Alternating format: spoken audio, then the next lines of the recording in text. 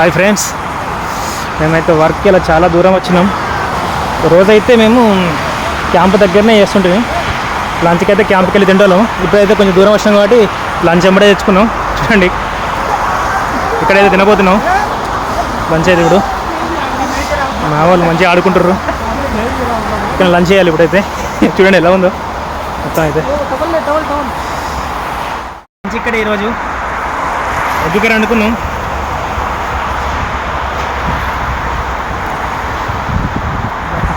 పిచ్చి కూల్ అయిపోయింది, ఎంబడ తెచ్చుకున్నాం కాబట్టి లంచ్ అయితే మొత్తం కూల్ అయిపోయింది. తప్పదు మరి తినాలి ఇక.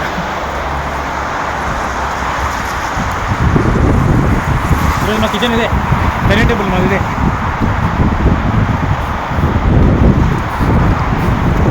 ఎన్న పచ్చింది మాది మంచి.